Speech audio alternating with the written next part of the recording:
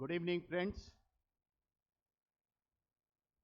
We were given a time slot of an hour. I don't know whether we will be still allotted a time of an hour or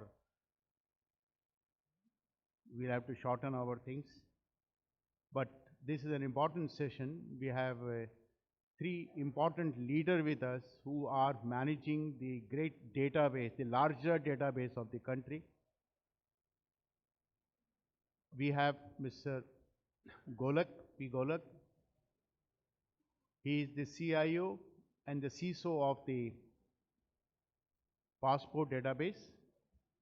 We have Brigadier Sandeep Khanna, who is the CISO of the UIDI. We have Mr. Prakash, P. Prakash, he is the Inspector General looking after the cyber crime and the cyber issues at the Government of Kerala, for the state of Kerala. All three panelists are the legend in their own areas,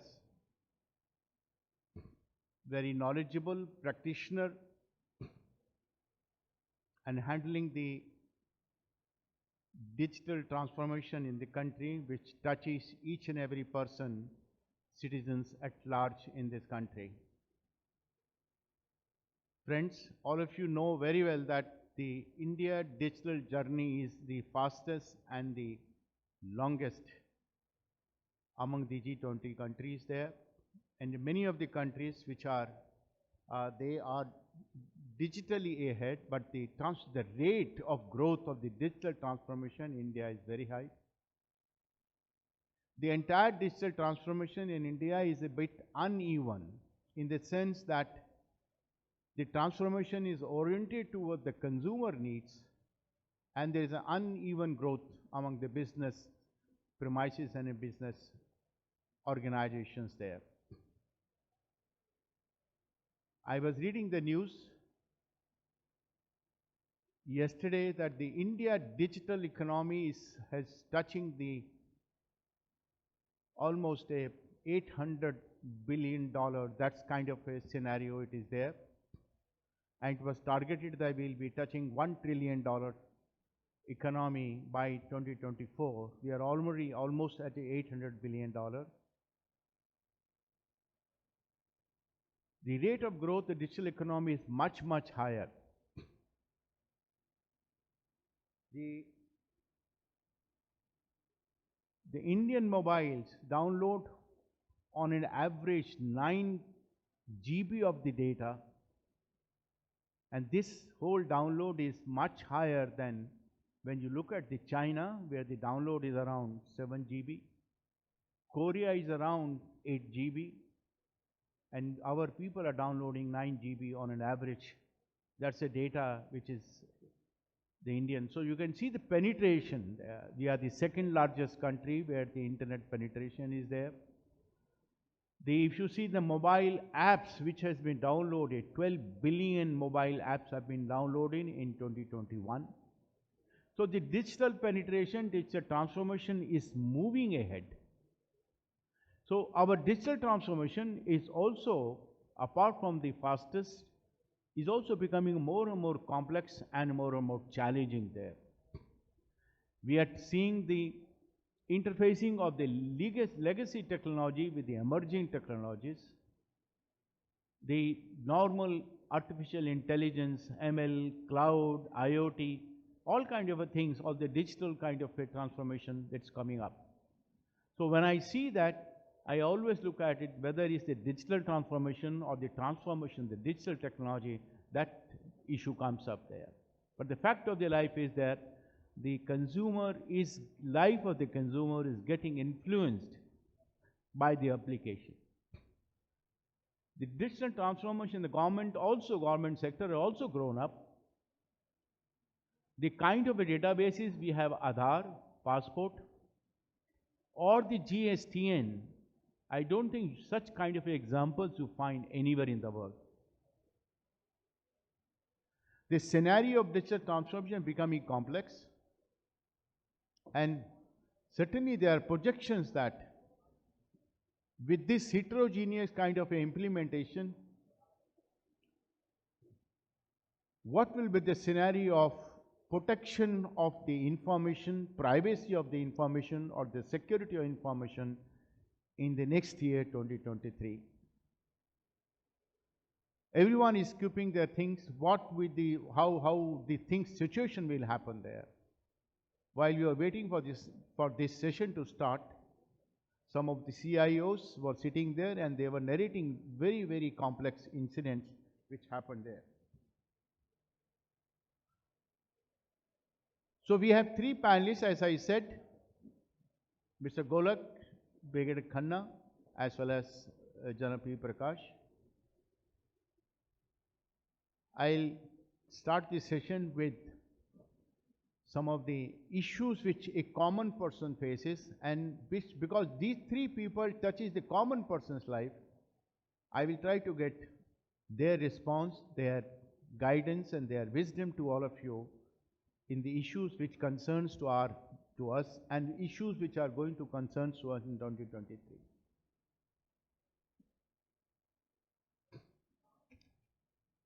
Brigadier Khanna, you are handling one of the largest database UIDI and it's touching almost everyone. The number of transactions have gone through so huge. What do you think your 6 key challenges you find in the coming year or coming time in terms of protecting your information, security of information, as well as the privacy of information? 6 key challenges you find. Okay. Yeah. Good evening, everybody. Good evening, sir. Okay, just before I talk of my challenges, I would like to say that, okay, I'm sure everybody is aware that Aadhaar, which is like the foundation, is like the identity layer which we have constructed over the India stack. I'm sure people are aware what the India stack means, and built on that, that is the identity of anybody and everybody, is what Aadhaar is responsible for. So we are one of the largest databases in the world in terms of collecting PI information, which is there. And what I want to tell the environment here is that the mechanism of this collection and subsequently the service which is given is security by design and privacy by design. This whole thing happened maybe 10 years back, and where it was a participation of the government, the academia, and also the volunteers which were there. The industry was there. You're well aware that Mr. Nandan Nilekani was the initial spearhead who took on Aadhaar. So when it was designed then, it was that is the time that it was thought, or rather conceived, at that it should be secure by design and there should be privacy built into it. That is what. Just to allay fears of people that once when you enroll as a resident, if tomorrow a UID of you is created, the creation is that when we capture that packet, which we call the enrollment data, which is again very minimalistic. It is what only it is the bare minimum we capture is encrypted and remains encrypted in its entire life cycle. It does not get decrypted at all. What we use subsequent are only templates. That's what that is there. And when I say privacy by design, the privacy issue is that when you say is that it is purpose agnostic. It is not that I have no linkages, there is no analytics which take place. Aadhaar only knows that, okay, in case I have to authenticate someone, okay, said that, okay, if tomorrow you want to go and do a KYC, I don't know that what you're doing. I just know that there's a request which has come for a KYC, I give a okay to it, that's it. That is what it is, the way it is designed. So coming on to such challenges, when I say, first I'll talk of, okay, when I say a large scale digitization, Aadhaar is an enabler of the Digital India. You know, you're aware of the Jam Trinity, how it happened. You know how it is actually the enablement which happened in terms of those bank accounts being created was because of Aadhaar. Similarly, other services also which have been there. So what we've done is that what has happened is that we have grown in size. Today, as far adult population is concerned, if anybody was here yesterday when our CEO had inaugurated the event, it is 100%. All now we are focusing is of enrollment of say maybe 2.5 more crore of the child enrollment which happens. That is what. Otherwise, it's like it's almost 99.9%. Certain areas left, and it is subsequently is updation. So that is one part of Aadhaar or UIDI. The other part is in terms of authentication. When I say the services which we offer. So when you say Aadhaar enabled payment systems or your KYCs, for other authentication which take place. So here is in terms of the scale, sir. So like when you talk of scales, we have gone, say in last 2 years, from a 4 crore transactions to 8 crore transactions per day. So that is the kind of the traffic which we handle. So when we say when the traffic sizing and the scale comes, so does your security. So there are challenges in terms of security. There are challenges in terms of which come up. So I would say that the scaling factor which has happened is one is to keep pace with technology. So 10 years back when we were conceived, we had the hardware which was there, which we had. Now we are doing a transition. We're moving on to a cloud, but since we are a protected system, we are not moving on to a private cloud, or not onto a public cloud, but we're moving into a private cloud. We're trying to leverage the capability of a cloud, but in-house, in our data centers. More so what we're doing is that we're trying to make sure that the data, when you say the data which is there is secure. When you secure, is that in terms of when you pick up those packets, it's just templates. We shard the data in a manner that is no. But then the challenge which comes in terms of there are frauds which take place. How do you want to address them? That's a challenge which is there, which we have to look into. Though when you attribute those frauds are more of sheer geniusness, not in terms of the system being compromised. For your information, that today there is no Aadhaar breach within our UIDA. But what happens is when the data which resides in terms of say a certain bank or certain institution, the Aadhaar numbers at times get leaked. But that is Aadhaar number, not the other demographic data or the biometric. Biometric data never leaves the ecosystem. Rather, we do not share our data with anybody. That's what is there. So these are the few challenges which I would say, sir, are there with us. And we are moving in a positive way. We have a journey wherein we are trying to go into a private cloud environment and take the advantage of technology. More so, we are doing so with a manner that we have a structured security governance and a security operations practice also. Thank you, Sandeep. Mr. Golak, you are also operating a very, very sensitive and strategic database, and you have also played a key role in the digital transformation, whether when you are NEGD or you are at the passport now, you are the icon of the passport, Indian passport system.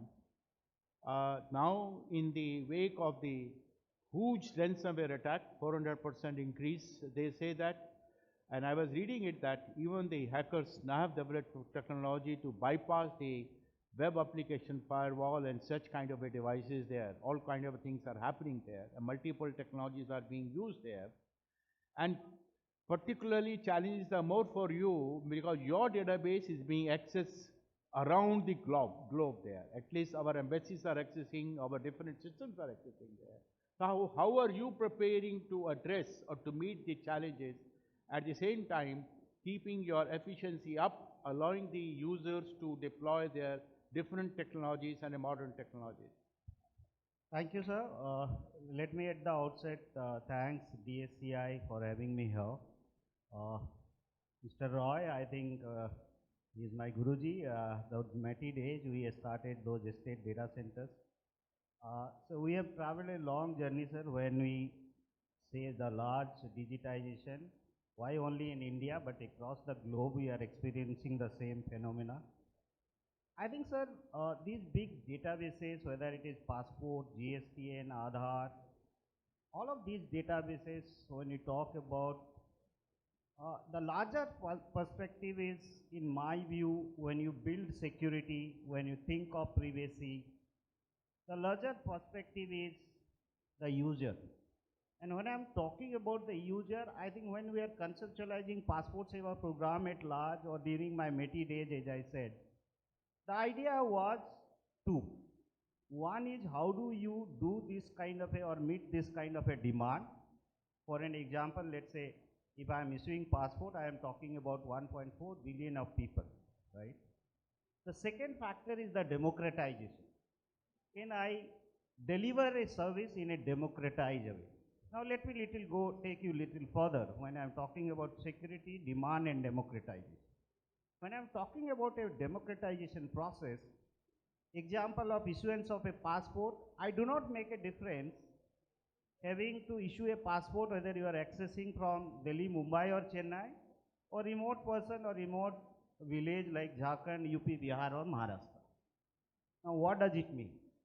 It means a lot, right? That means I'm thinking to make my services available anytime, anywhere, any device, any kind of a channel. Now think of a holistic view of the security here, right? When you're thinking to deliver that kind of a service, think of security. Now when you think of security, again two parts. One is either I am dealing with your personal data or I am dealing with your non-personal data. So do I have a data strategy when I am dealing with your personal data or non-personal data? I think the biggest challenge every one of we are facing is we do not have a data strategy, right? And fortunately, at least we have started that. I have a data strategy in place. I exactly know what kind of data I am dealing with.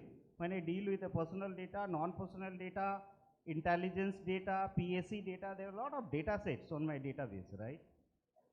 So have a data strategy, and when you are defining that data strategy, I'll put four perspectives into place. What are these four perspectives? The first and foremost perspective is the people perspective. Meaning to say, whom have I allowed access? Who is accessing my database? What are the access and authorization channels? What are the roles in the applications in various mode of the application I am giving something I am exposing to the internet, something I am exposing to intranet. Mr. Roy said, when I am talking to my global embassies and consulate, I am also taken help of cloud, right? So the people perspective, do I really understand who all are accessing my applications or let's say services at large? And if they are accessing, who is the owner of the data? Who is the custodian of the data? Who is the primary user of the data? Who is the secondary user of the data? So am I able to visualize holistically whenever I am talking to my data layer, each of these data layer, right from let's say perimeter layer to your transport layer to application layer to let's say database layer, OS layer, network layer. Can I really visualize that? And when I say can I really visualize that, that means I am talking both. I mean we are slowly migrating towards a cloud away also. Leave apart the on-prem data set. So that is the first perspective I want to bring. The second perspective is the execution model. Most of the time we have realized enough, especially in this kind of a large program, saying that we ourselves cannot deal alone. We need help of the industry, right? And if I am taking help of the industry, do I really understand my execution model? What kind of execution model I have adopted? Is it a centralized model? Is it a federated model? Is it a PPP model? For an example, Passport Seva is a PPP model, right? That is the second perspective one must understand. The third very perspective is the rules of engagement. Tomorrow something happens, I think we all heard about AISS example, right? If something happens, what are the risk assessment I have done? What are the way forward I have thought of in terms of my BCP mechanism? What if some in terms of regulation, compliances, land of the laws I am violating? So do I really have aligned my data strategy towards the rules of engagement, whatever available today with us? IT Act, no, privacy law, whatever we have today. Tomorrow maybe data protection law is going to come. And the last part is the tools and technology. Whatever tools and technologies we are deploying, how much visibility I have, how much observability I have. We are simply saying that, okay, I'm shifting my, let's say, workload towards the cloud, right? For an example, as I said, when I'm talking to all my global embassies, I have taken some part of the cloud variants, not violating METI guidelines, not moving my app and database layer out of my data center, but still I am, just to beat the latency, I have to take help of the cloud. But if I'm doing that, what kind of tools and technologies I am taking help of, right, in terms of reaching to my users or my customer at large. The last thing I must say, sir, in terms of security, I think it's high time that we need to think holistic. I say holistic, right from your, you prepare a DPR, right, detailed project report. Right from preparing the DPR to float a RFP, then you bring in your execution and operation in place, and there have you taken care of security. I always say that it has to be intrinsic. Intrinsic, you think your RFP. Intrinsic, you think you are developing the code. Intrinsic, you think you are putting your MPLS layer. Intrinsic, you think your access and authorization layer. So are you able to define your security intrinsic to each layer of your ecosystem, whether it is internal or external? So that's how I put it. And that last, since you have asked the database size, because we are dealing with a mammoth database, my metadata size in passport itself, it is crossing almost 20 terabytes. If I talk about the document and other size, right, that is crossing about 700 terabytes. So just imagine, the kind of data we are generating and the kind of storage we are generating, and therefore the another principle what we are following is wherever I keep my data, whether during at rest, during a transit, or during the transaction, can I keep my or move my data on any encrypted way? That is the other principles that we are following. So thank you. Thank you, Mr. Golak. Mr. Prakash, you have heard the key challenges and you have heard the last sentence of Mr. Golak, that whether they keep the data stationary or transit is encrypted. And every device which is coming up has the encryption, and the level of encryption is increasing. The digital payment loss itself is more than 100 crores per day. That's a kind of a scenario. And the CERT has also said more than 1 million cyber incidents last year.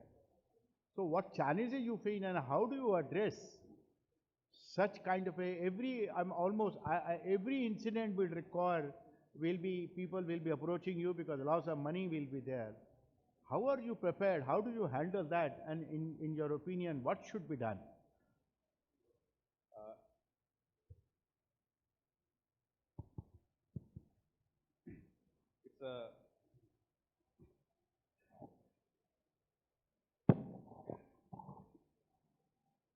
It's a huge challenge indeed. As a police officer, we do face substantial challenges in terms of addressing a cybercrime and the magnitude of cybercrimes it has grown. We don't have the great legal framework. I think Government of India is at present addressing that problem. We are going to amend the IT Act. So IT Act itself doesn't give us enough teeth. And getting the data from the intermediaries, getting coordination done, it's a huge challenge. And we do get, in case of state governments, I work in the government of Kerala. So state governments, departments, what we find is the absolute lack of cyber hygiene, knowledge of cyber hygiene. There is no internal IT teams put in place in any department, any state-government department. So there is they are always dependent on external service providers. They were never an internal IT team, even who know basics of things. So that kind of challenge. So what happens when some attack, any malware attack or any ransomware attack, anything comes, they are often caught napping. The data doesn't have a backup. Often, if you're lucky, of course, your data get recovered. Otherwise, the data is lost. So such kind of problems keep coming. So we do face a lot of challenges. But in Kerala, what we have done well is Kerala Cyberdome, we are a PPP model organization, and we have done well in partnering with all the CISOs, all the industries. We trying to set a protocol in terms of prevention of malware, ransomware attacks, and setting a protocol for all the government departments, educating the public and also private organizations in this regard. So capacity building is one thing we are focusing and preventing rather than once the attack happens, recovering data and detection is another matter, but preventing is again very important, which we are trying to do it, and which we are trying to by building capacities of the state government departments, by building the capacities of the public in this regard and making them more aware about the attacks as such, and building the cyber hygiene. We made our police department far better. Kerala Police Department today is far better in terms of network. We have SD1, we have NGSW. We are monitoring every system of the Kerala Police Department.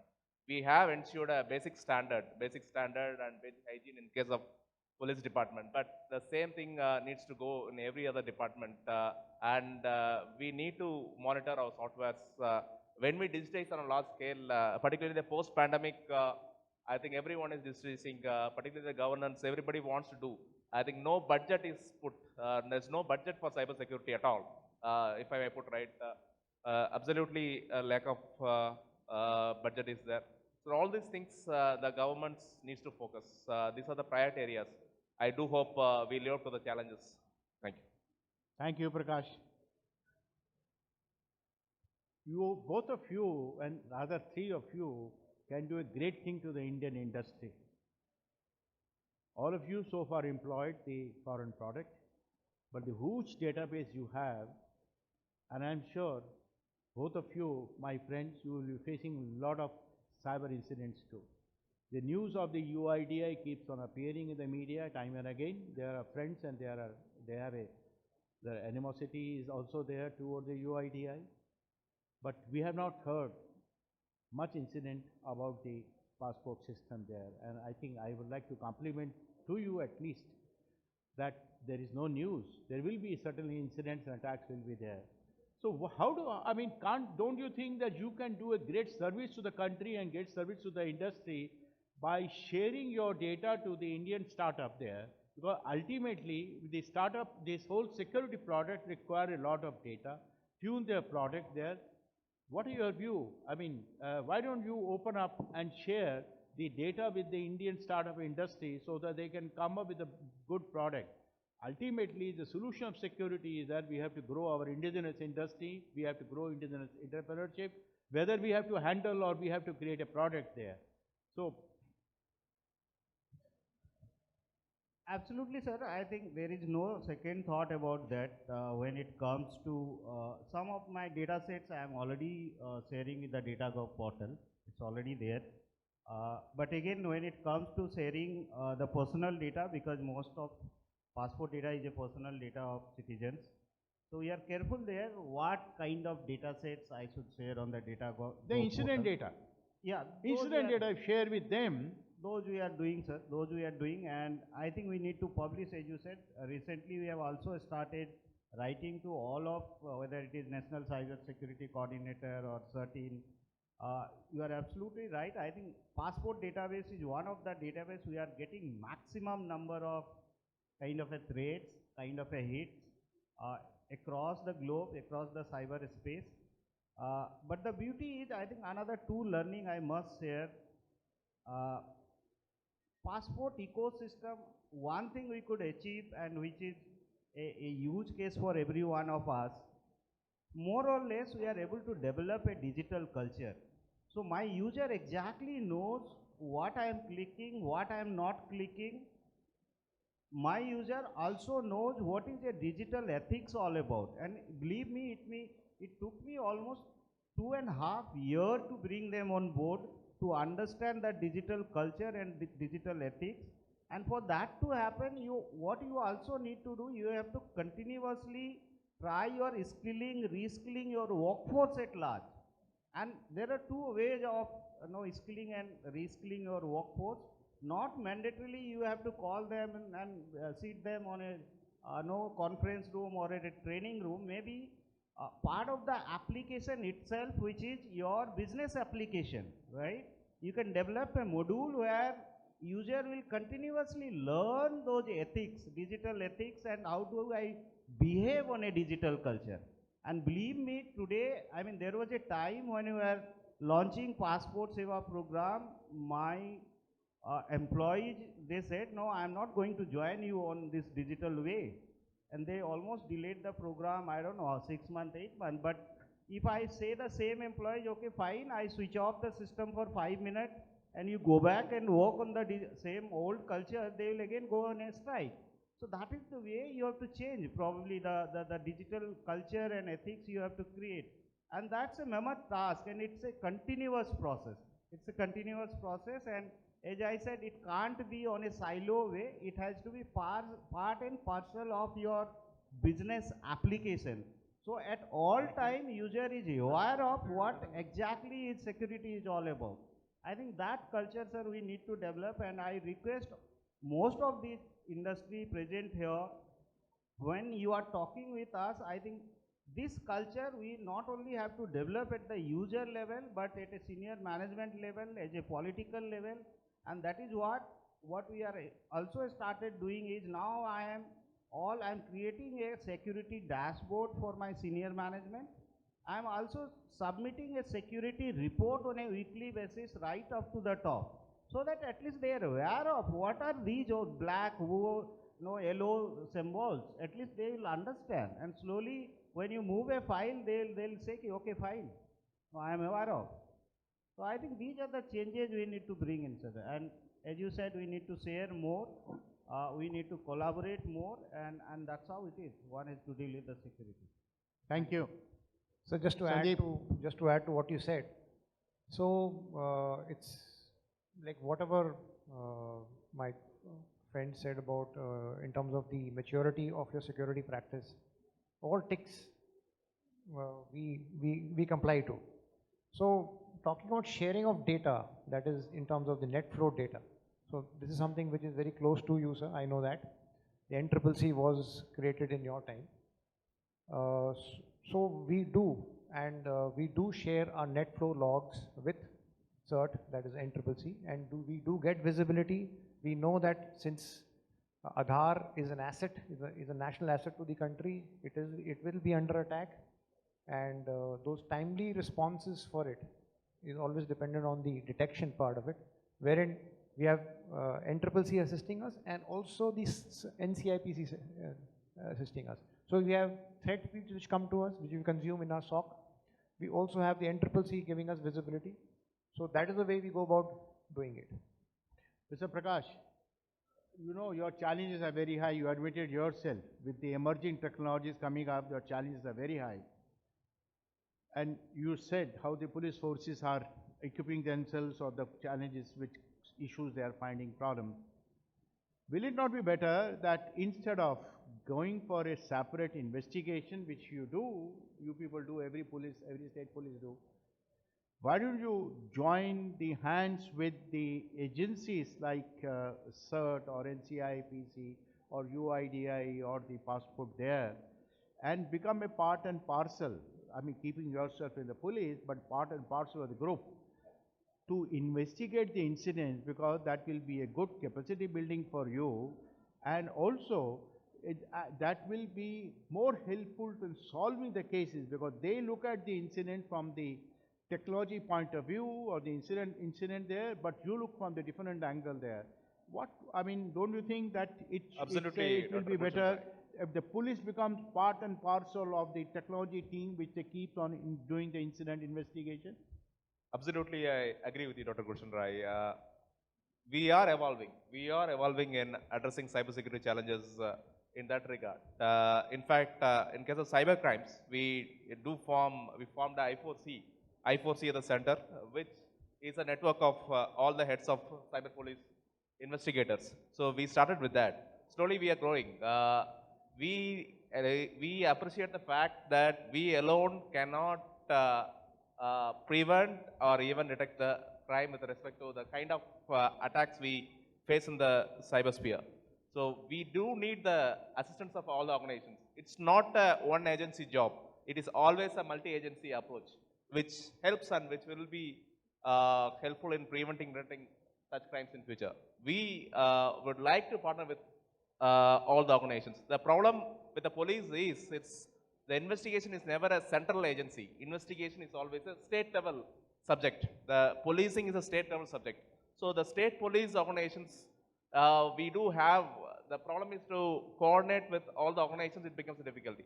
Something in the center, some coordination is required at the level of MHA to coordinate all the state police forces or the state police cyber investigation heads with these organizations, so that as a joint body which helps devise strategies and formulate policies in this regard. Thank you. Thank you. Thank you, friends. The IT and cyber security is not a subject of, I would say, it's out of the IT department today. It's not much a technology issue, it's a more a procedural and other issues are there. The departments, whether in the government or an organization, they keep on devising, they keep on implementing different solutions. They may be consulting IT department of the particular organization or the security CISO of the organization there, but actually they start implementing themselves. And that's why the challenge comes before these gentlemen. They are the legends, they are operating databases, but there is a challenge before every CIO and the CISO there, because the implemented solution is totally different than what technologically may be feasible there. So in this scenario, I think, we really need to collaborate ourselves, we need to talk together, we need to put the case studies over there. And I would suggest, in the interest of the time, because time is too short, I have been told we have to wind up. I think DSCI has to come forward and play a role. Today, a lot of data is being generated. We are also, the country is in the process of announcing a data protection bill also. There is a concept of the some sandboxing things are coming in some different ways. The old version has a very clear concept, but this version also has something. A few of my colleagues in the government, they claim of building the national malware repository. And I think today is the time, it's the essence of the time, that DSCI should come forward and coordinate with those agencies and try to take the data from the different kind of agencies and share with the industry and share with the different users like them. Of course, the CERT does it, but the CERT largely does do with the government organizations, few of the private sector. But I think DSCI has to come forward, work with these agencies forward, and this collective responsibility only can help in enhancing the resiliency in the time to come, which is becoming very, very very difficult from the point of view of technology implementation. As I said, it's not a technology issue, it's a process, and other issues are also involved over there. Thank you very much. I compliment and I thank profusely my three panelists, Mr. Golak, Brigadier Khanna, and Mr. Prakash, who have come all the way. All three are very busy. They are standing on their toes to defend their system, to protect their system, and give a good service to all of you, because everyone attaches to them. They all, some or the other way, they get connected to all of three of them, these gentlemen sitting over there. Thanks very much for coming and sharing your experience with the audience over there. And I also would like to thank DSCI for inviting us, the legends you are inviting on the panelists there, and inviting me to interact with the people and share the experience with the people there. And also, I wish we would have a time to interact more and take more questions, because the legends will not be coming again and again. They have the very rich experience they could have shared it. Thank you very much.